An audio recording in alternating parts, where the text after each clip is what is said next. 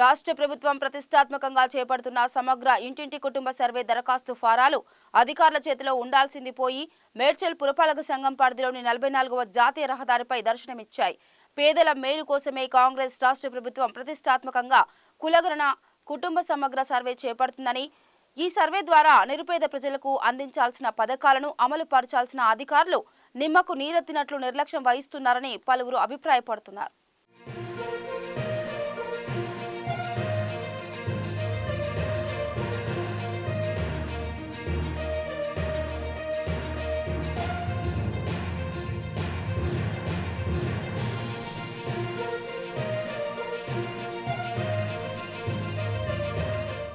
రాష్ట్ర ప్రభుత్వం ప్రతిష్టాత్మకంగా చేపడుతున్న సమగ్ర ఇంటింటి కుటుంబ సర్వే దరఖాస్తు ఫారాలు అధికారుల చేతిలో ఉండాల్సింది పోయి మేడ్చల్ పురపాలక సంఘం పరిధిలోని 44వ జాతీయ రహదారిపై దర్శనమిచ్చాయి.